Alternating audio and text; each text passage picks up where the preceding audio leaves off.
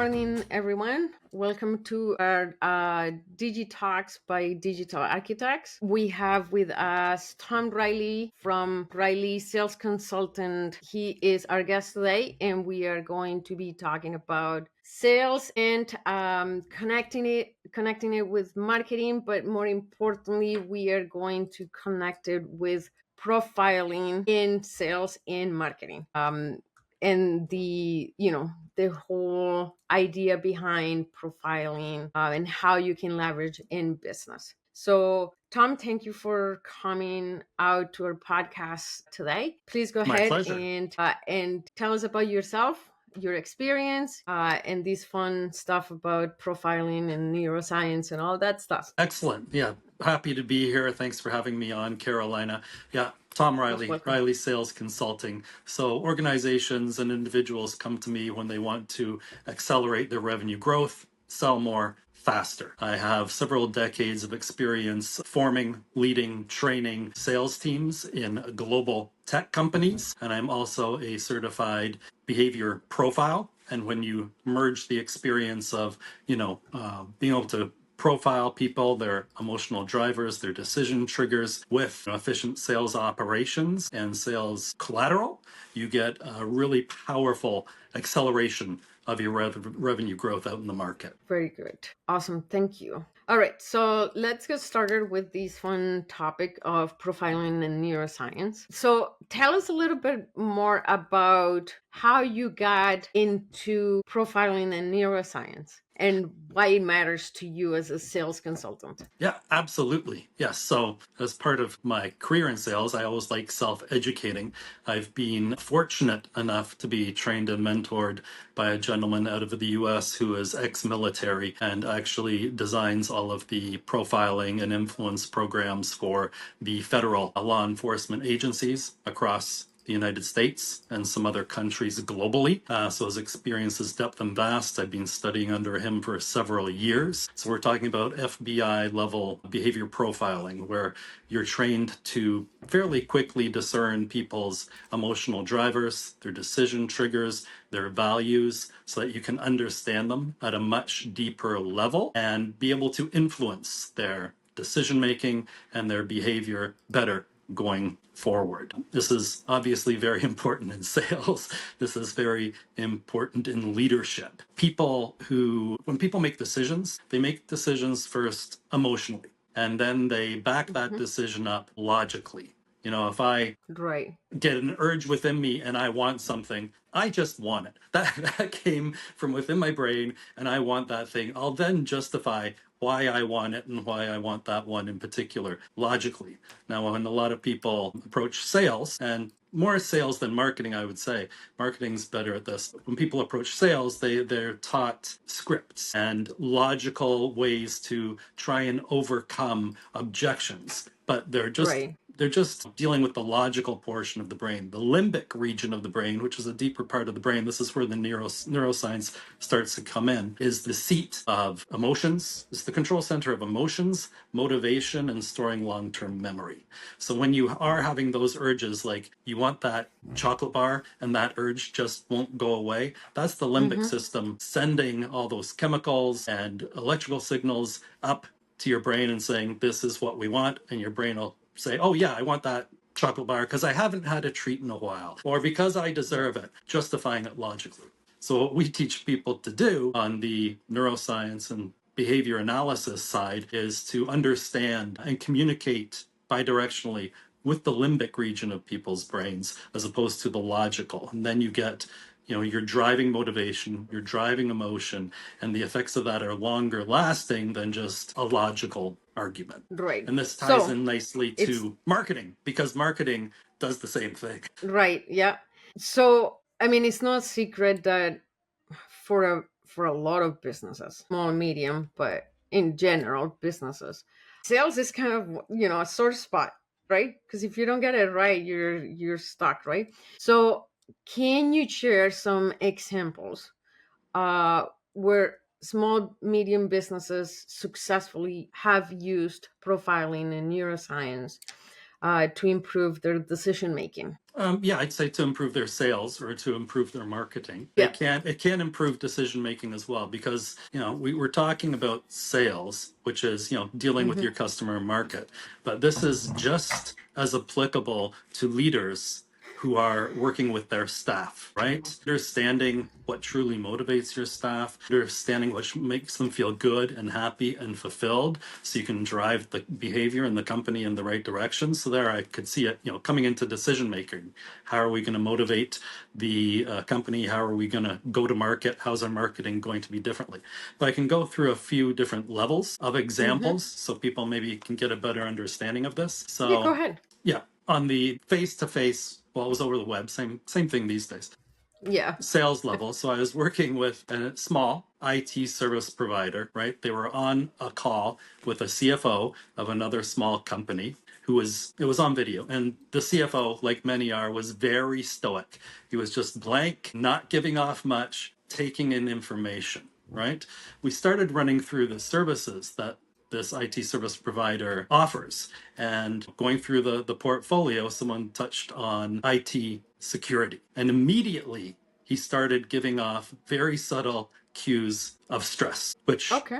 which I picked up on, right? So he wasn't Right. coming out and saying, I've got a problem here, but his body was. And that's again, the limbic system is sending off those emotions, and Hmm. it's hard to contain all of them. They generally leak out in one manner or another. So I immediately knew, hey, this is a pain point. Don't know why, but it's a pain point. And he's trying not to let us know it's a pain point, but it is. So we use some other techniques to softly approach him about this topic. And Hmm. very quickly, within about 2 or 3 minutes, he opened up. And he said, yeah, we had a cyber attack last year. They got into our systems, they got access to this information, and yeah, we really, really want to find out how to protect ourselves. Well, that sent the sale in a total different direction. We had a deep hidden pain point. It was a sensitive issue that he didn't want to reveal, but by detecting the nonverbal cues and then coming back at it in the right way to open them up to reveal that sensitive information,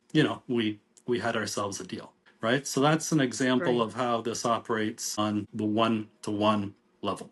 When we're talking about marketing or outreach, right? If your Yeah. sales staff is trained on behavior profiling, right, they can fill out some simple factors about their staff, or if you want to get deeper and use AI, it can comb through all your past emails and pick out different things in people's language usage and what they're emphasizing and not emphasizing to build a profile of their Hmm. personal motivators, emotional motivators. So, what emotions drive them and why? What criteria they use personally to make a decision, and Right.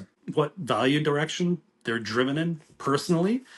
And when you have that down, now your outreach, your marketing material can be personalized to them. And again, AI can help you scale that, right? Because it could be a few iterations. So when you're reaching out to them by phone, by email, presenting them a proposal, giving them sales collateral, sending them a e-newsletter, it can be more personalized to their particular emotional drivers that create that motivation and impulse within them, their decision criteria, which is the logic they use to back up that decision, and then their values. Right. So if you've triggered what makes me motivated to do something and handed me the logic I use to justify that decision, well, the decision's pretty much made. So this is how we can use that on a larger level to, and are using it on a larger level to help personalization, drive more sales, create more bonding and rapport between your Hmm. customer or you and your staff because you're understanding them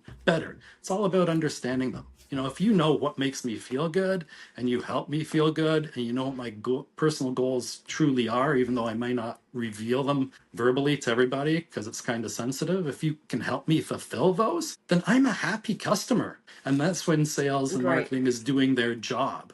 When they can take someone and get them where they really want to go and help them get what really makes them fulfilled and really makes them motivated, then that's when you get repeat business. You have a happy customer, you get more referrals, and they say, yeah, these guys are fantastic. These guys are great. They understand me. They get me. And that's Yeah. the power of it. That's what it's all about. So on that note, because it sounds, I'm sure people are going like, this sounds complex. And complexity comes in two ways. One, the cost of doing the profiling and Mhm. using the techniques, and obviously the time cost, right? That to put this into action, right? Mhm. So, in your opinion, is it a significant cost, or pretty much, any small, medium business startup can implement these things? And make them part of their sales and marketing process. Absolutely. Like anything else out there, anyone can jump in and start doing it. It depends on the degree and the level and the expense of the tools you are using. There are some global corporations that are heavily into, personalization, and they spend millions of dollars, but you don't have to. There are a lot of tools out there we can leverage. So this is, to start off, this is a set of skills that can be learned by anybody. Like any other set of skills, they can be trained, and they have to be practiced in order to be good at them. But, that takes a little bit of training, a little bit of practice. I work with Mm-hmm. individuals, I work with SMBs, I work with larger organizations. So the costs scale with the benefit. Obviously, the owner of a large corporation is going to funnel more value through their organization than someone who's a financial advisor or a lawyer or someone in just B2B sales, right? So yeah, the training is Right. accessible to anybody. Practicing the training, takes some work, but it's well worth it, like anything else. As far as the developing this into, sales pattern or marketing material or collateral, right? 5 years ago, Right. that would have taken a lot of time. You would have had to get your marketing agency to make, 5, 10 different copies of the same piece of material so the person could Yep. bring the right one to the right person. Takes a lot of time, right? But Yep. these days with AI, and you'll know more about the marketing AI tools than I do, but it can be Yeah. leveraged to and trained to say, okay, this is our profile, right? And it can even be Mm-hmm. used to help gather information from profiles, like in your emails, publicly accessible information, right? That could be augmented by your Salesforce. But then, okay, based on this profile, here's the verbiage. Here's, the type of images we want to send, and compile that a lot more quickly these days, leveraging AI tools than we ever could have before. And this, I think, makes it a lot more accessible to the SMBs. It might not be to the depth of the multi-million dollar, billion-dollar corporations, but it will still Of be a course. massive, massive advantage over everybody else in your market, Mm-hmm. all your real competitors who aren't doing it. And maybe you can speak to this too, like in marketing and sales these days, personalization is expected. I get lots of messages. 100%. Yeah. Yeah, yeah. I get lots of messages on LinkedIn, pitch, pitch, pitch, pitch, pitch. And they're all generic, generic, generic, generic, and it's the different, yeah. Maybe you can speak to that, what you're seeing on the marketing side, how this is, what the tools that are being used, or if you see, how you see personalization out there. Definitely. I mean, it's more important now than ever, just because there is so much flow of information. If it's too generic, you're just not going to get the engagement, right? Now, that being said, some of it, like, you don't need to be creative to send a request to connect and kind of do your intro, right? Your intro is always going to be, generally speaking, the same, and it doesn't have to be long. So some things can be and should be automated, which we do. But ultimately, at the point where you really want to create a real connection and real engagement, those still have to be a real person. You can use, some AI help, but ultimately, when you want to get to that sales, I don't want to say sales pitch, but the sales point where you're engaging, that's got to be a real connection. It shouldn't be, in my opinion, it shouldn't be an AI or a bot, because they Right. can help you get you there, but they can't help you close a deal, at least not yet. I don't think we're there yet. Not yet. No. We still need salespeople. Yeah, and the reality is, I'm not sure we'll get there even later on, because I think nothing beats face to face connection between two people. I mean, It's just there's nothing like what you and I are doing right now if we were working on a deal, right? Even if it's a Zoom meeting, nothing beats me talking to you, right? On an honest conversation, right? But the tools can help you get there faster, for sure, Yes. They can do right? a lot of the legwork and grunt work, but Exactly, yeah, but not the final no, sale. right. Right.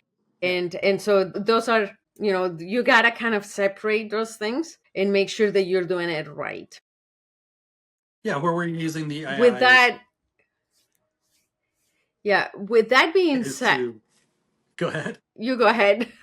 You go ahead, Tom. Where we're using the AI is to arm the sales force, right? The sales force Yes. still has to do selling, but salespeople always have collateral with them. They always have case studies. They always have, brochures. They have hand over proposals. They do summarizations, right? And all of those can be personalized with the right motivators and drivers and justifications that that particular person or group of people need in order to make a good decision. Yeah. So it's like we work on sales enablement and we break it into three different pillars of sales enablement, right? A lot of organizations will say sales enablement, okay, here's a training deck and that's it. We look at three, we like to be comprehensive. So we look at sales operations to make sure it's lean and agile because, about the average B2B rep spends 30 to 35% of their time engaged with customers. That Hmm. includes phone, face to face, email, and social media. The Right. other 65 to 70% of their time is spent doing not selling. So if we can reduce, and that's usually from sales operations, if we can make that leaner, give them more time to sell, Yes. your sales increase. Exactly.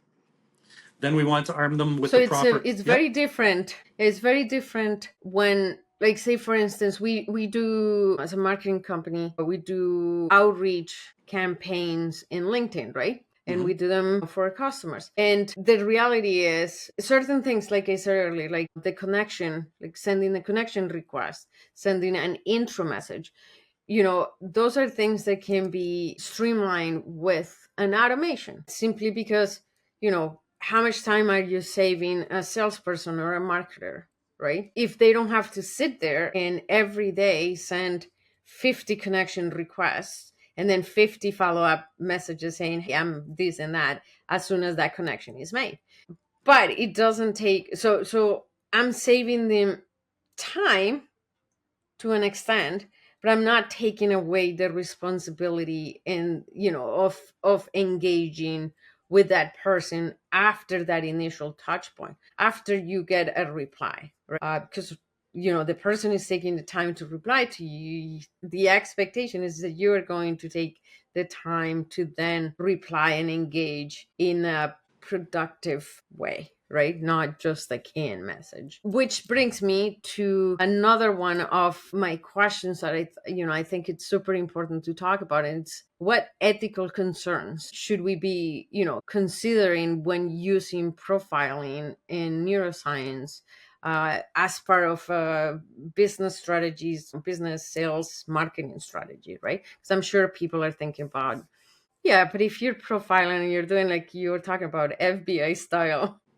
what are the consequences, and risks? Yeah, absolutely. It's a very, very valid concern because the methodologies and techniques can be very powerful. These are basically the same type of things that excellent cult recruiters can leverage, but also that great politicians can leverage to get great things done. The ethics, does fall upon the user. So I personally, do profile the people I want to work with. And I do my best to make sure that they are well intentioned because, like I was saying before, when you do, really understand someone, you can really, really help make them fulfilled, happier, make them better, make the world a better place. So, in the right Of hands, course.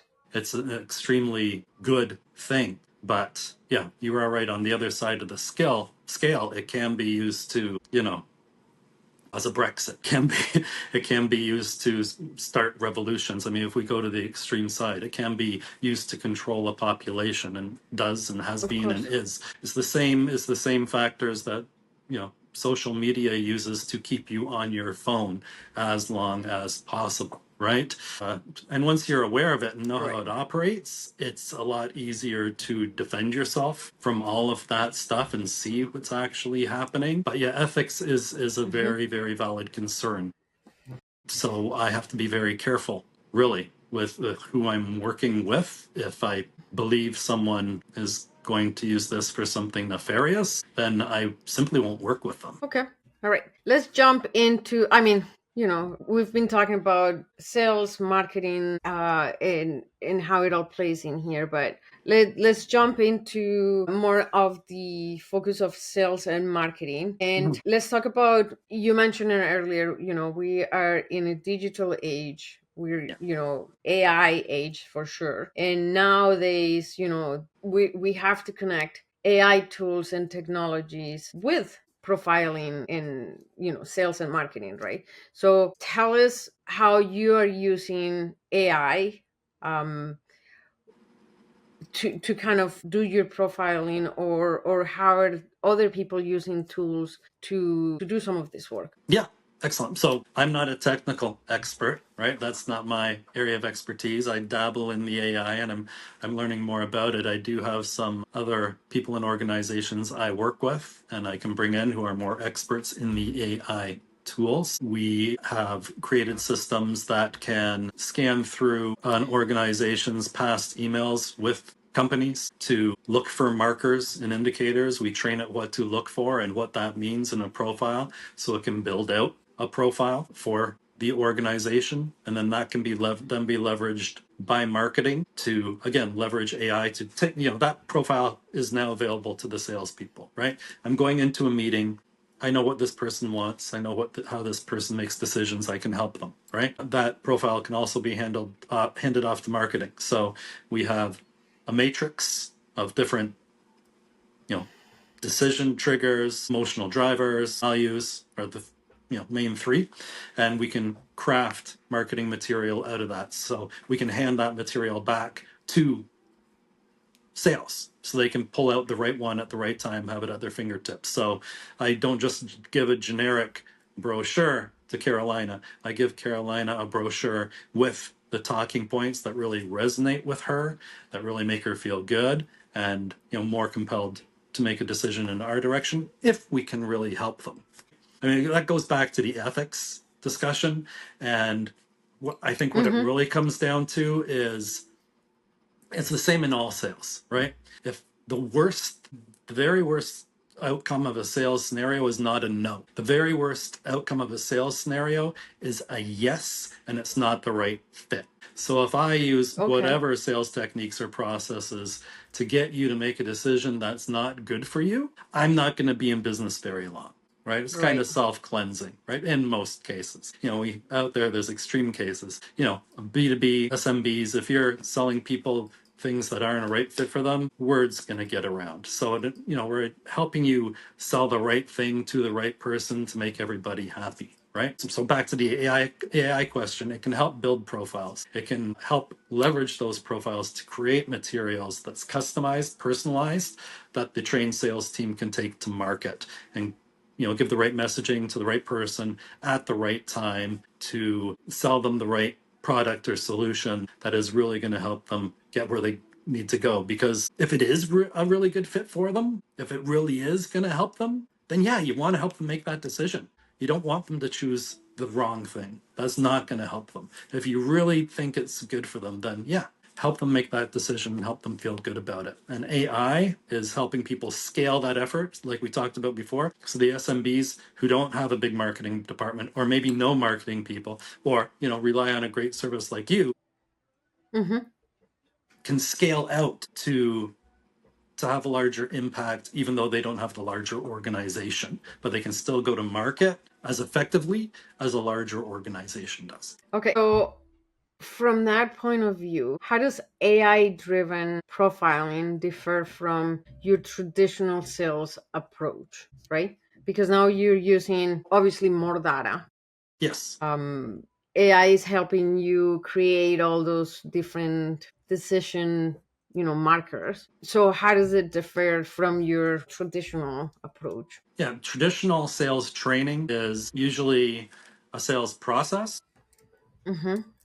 like Sandler, like spin selling, any of those. So it's a sales process and some reasonable, logical comebacks to objections to try and, logically get around them. Right. And as we talked about before, people make decisions emotionally and then they, justify them logically. If you're trying to, their objection is usually emotional. If you're trying to logically get around it, it's not going to have a long lasting effect. So what we teach is the underlying skills that are necessary to understand people, to influence people in the right direction. Once you have those skills, you can use any sales process you want. They fit into any sales process. So if you want to use, you like Sandler, you like spin selling, you like, whatever else is out there, you can use that process, but you've got the skills to back it up. If you just go through the process without the fundamental skills of, profiling people, nonverbal communication, influence, then you're going to have a nice process, but you're not going to do any better than average. So a lot of people go into the process training, don't see a huge uplift in their sales because their people are missing the fundamental skills that are required to truly understand someone and influence them. So that's where we differ. It's a lot more foundational and effective. And after that, you can use whatever process you want. And we usually circumvent objections before they come out, like detecting them, uncovering Right. them, right? And then before the end of the sales process. So it's sales skills, sales process, and marketing up above that is how I see it. So we've got the foundational skills necessary. And that's true whether you're a leader influencing your company or you are a salesperson or a company owner who's selling directly to customers. You need those foundational. Okay. So, Tom, tell me, what are you using right now in terms of AI tools to help you with this process? What's your process, honestly? Yeah. What are you using in your day to day to help you with your sales and your consultancy and with what you do best? Go ahead. Yeah, I use AI to scale out marketing material and email content, right? Because I can, when I'm sitting with someone, when I'm looking at someone's social media, when I'm reviewing emails, I can pretty quickly build out a profile for them. But then personalizing all that communication is once again time consuming, right? Mhm. So I can craft a template and have AI fill in the blanks, right? Customized to that Right. person, or I can create 20 email templates and pick, it just, it's not scalable. AI makes all of that scalable. So it's my email templates, anything written that I'm sending out, my proposals, my collateral, right? Anything I'm bringing to a customer meeting, AI can help me quickly personalize that to them, just like we've been talking about. Is this mostly you using like Chat GPT or other tools, or are you just like building it in Chat GPT and then transferring that information? Yeah, personally, I mainly use Chat GPT. Some of our Okay. clients are, use other tools that are used by our IT providers, our AI experts, those other Mm-hmm. companies I was talking about. And there are some customized solutions as well, like the ones we're talking about that will comb through the emails, build out profiles. Okay. I would love it if they could scan through certain aspects of social media because that's extremely powerful, but to the best that I've been told, they can't do that. There's limits on what the social media companies will do. That sometimes, Yes. well, currently has to be manual, but yeah, Yeah, and if we could do that, it would be wonderful. I think that actually ties up to this next question, which is, how do you, as a business owner, balance personalization, which is in customizing your messaging and everything around your sales process, with privacy concerns when using AI tools for profiling in sales, right? Well, we don't really leverage any private information, right? If you're in a discussion with someone, it's all observation, right? How, people's nonverbal communication, what people are saying and how they're saying it when you're speaking with them, the content of their emails that they sent you, the comments they leave on social media profiles, not so much these days, especially LinkedIn, because AI is writing, I think, more of it, at least it sounds that way. But the comments that they're leaving on people's posts, the recommendations they're giving to other people, this is all public information, and it's just having the observation and the insight to, determine the information that's embedded in there, which is out there, as long as you know how to, what you're looking for. And then you can pretty quickly build out a pretty accurate profile on the person. So we're not doing anything. It's all public information. It's just knowing how to interpret that information. Okay. Well, we've talked a lot about sales. Let's kind of crank it up a bit and talk a little bit about AI powered profiling for marketing, right? So, say for instance, profiling techniques when creating targeting marketing campaigns, right? Mhm. Just like you do with sales, obviously, when we're talking marketing, it requires, or in my experience, we use a huge amount of information to then turn around and create these really targeted marketing campaigns. How is profile targeting and AI tools going to help us do that better, maybe faster? So like if it's an email campaign within your email engine, you can personalize that. You can slice and dice the list and give more personalized content to individuals. Like generally, the basics will be, is this a current customer? Do they have this product? You can refine your messaging that way, so you're not showing that you're not reading the room, right? Saying, hey, buy this product on sale when the person already owns it, stuff like that. That's like, I would see that as level, one personalization. But once you've created a profile for them, you can use the proper language to, again, if you know someone's emotional drivers, then you can target that side of the benefit of what you're offering or for what you want them to do. So you can slice and dice that email list into even more segments, right? To be Right. really targeted. If you've identified that I'm a person who, really likes community. Community is, in some people, a very strong emotional driver. I like to be part of a group. I like to be included. I always wear my hockey team's jersey. I'm a member of the Hells Angels, right? I'm always signifying my club. I like to be at organizations. I always talk about what we are doing, stuff like that, right? Those give Right. signals that I like inclusion. I like to be included in groups, right? So if you send me information on their email talking about how much of a individual and unique I can be and how powerful I can be, that's not going to resonate with me. You could Right. be pitching, talking about the same service or the same product and talk about how all the other people are using it, how you've really got a community of users, how people are feeling included and how it makes me more connected to people. That's going to resonate with me. Right? So same product, same service, you're just emphasizing the benefits of it that I want. Okay, this is going to help me be part of a bigger community. This is going to help me feel connected to people. This is going to make me look good to my peers and my groups. I want that. Whereas someone else who might be driven by status and power, you can emphasize those to them. But if you send the wrong messaging to the wrong person, well, then I'm not going to get what I want as an individual, even though you could have helped me get what I want through your products and services. Right. So here is a question that follows what you just said, and is, can profiling, and I guess AI profiling, let's call it that now, Okay.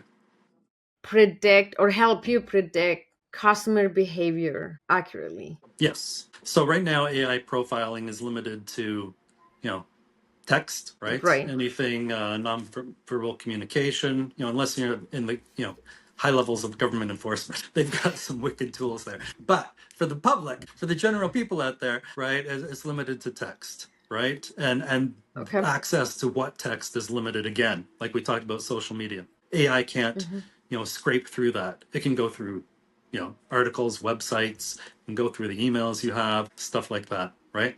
So that's when it Right. can help gather a profile. Hmm. And sorry, I forgot the exact question you asked. So hopefully this can be edited. Can AI profiling help predict customer behavior Oh yeah. accurately? Yeah, it can absolutely not just help predict customer behavior, but help drive customer Okay. behavior, which is even more important. It can help drive brand loyalty like crazy, right? So that's behavior profiling, the proper usage of it. AI can help, like we talked about, those profiles, so you can, predict behavior, drive behavior. And right now it's, really limited to text. It doesn't, it's not going to sit on a I'm call sure with that'll you and change analyze body language, sooner rather than right? But so right now it's yeah. limited to, It yeah, the text actually that you have access to. yeah, I think there are some tools now out there that they can come through video actually. Okay. Now, are they readily available to the masses? I don't think so, but they're coming. Yeah, they They're are coming. definitely coming. And the high levels of government enforcement They're absolutely already have them. using them. They've been using them probably for a while, but here we're talking about Yeah, the small average business. small Yeah, business, that does not necessarily have access to the most powerful tools out right. there. But in the context of our conversation, they are out there. There's some really interesting tools coming down the pipeline in terms of, you know, using video for not it's weird because we're kind of at that point where people are getting familiar with the tools, the current tools, right? Okay, so when you say chat gpt, most people now know what you're talking about, right? Mhm. But the reality is, like, I think we are at a point, and I don't remember the exact number, so I'm not gonna give you a number, but I'm just gonna say it's probably in the hundreds, not weekly, daily, maybe, where there is a new AI tool Mm. coming out constantly. Some of those tools are analyzing video. Some of those tools are creating video, but not just any kind of video, which is scary because you think about the repercussions of generating video with AI, and that's been all over the news and such. But analyzing video for this purpose, I'm sure there are tools coming out, probably not tomorrow, but pretty soon, right? And for the masses. Now, the multi-million dollar companies and the governments, all of them probably already have top Yes. technology, and but the masses is what we're talking about, and they are coming, they are there. So you just gotta wait and see what we're going to, at the end of the day, get, and try and take advantage of those tools, because you know what, there are already some pretty cool tools that analyze all of that behavior, not the person, but like we have tools that do that for website analysis and marketing analysis, right? Hmm. So I'm sure they're coming, just because they're already doing it with some of the other things that people get exposed to day to day. Yeah, absolutely. And so the SMBs, I deal with a lot of SMBs, and I Hmm. think it's really important now more than ever to do what you can do, right? Exactly, yeah. It's obvious the markets are going to be contracting, right? And personally, for my business, I see this as opportunity because a lot of Yes. yeah, a lot of organizations are gonna like batten down the hatches and just try and ride out the storm and go quiet. Just Yeah. get by. And that makes the market quieter. And Hmm. so, for those who are taking the opportunity to improve and do better and make their voice louder and more effective, they're going to be heard more, and they're going Right. to get Yep. more of a share of the smaller market that's out there. And then, when Hmm. that market begins to grow again, which it inevitably is, they're going to be more dominant within the market, and they're really going to thrive, where the other organizations are just, okay, take the boards off the windows, let's see what's happening, right? Because the storm's over, and those few companies that took advantage of the opportunity will be miles and miles ahead of them. So maybe you can't do everything right now. That's okay. Do something, do what you can, take the next step, because you're going to leave behind all the competitors that aren't innovating, that aren't keeping up with progress, that aren't evolving. The market is evolving. Your customers are evolving. Absolutely. The customers are Yeah. expecting personalization. They're expecting you to know them better than ever. They're expecting you to help them better than I ever, agree. right? So Yep.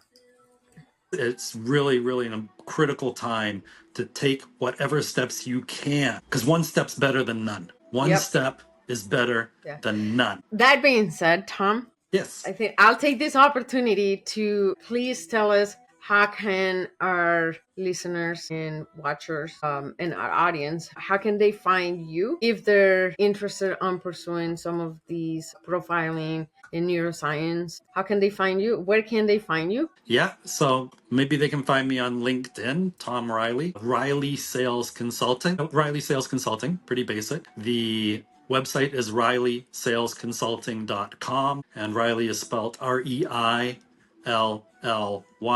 There's lots of information there, lots of ways to reach out to me, and I'd be happy to hear from anybody and everybody. Fantastic. Well, if anything that we covered today is of interest to any of you out there, please don't hesitate to contact the expert. And obviously, the connection here, it's we hope that with his expertise and our knowledge in marketing and what we can do with AI and the tools that we talked about, automations and such, that we can get you to that next level as a small business. So thank you, Tom, for coming out and talking about your expertise in this fascinating topic of profiling in sales. Thank you for spending these 45 minutes with us. I look forward to having you again in the future. Thank you. Thanks for having me, Carolina. It's been great. You're very welcome. We'll talk soon. We will. Thanks a lot. Have a good day. You too.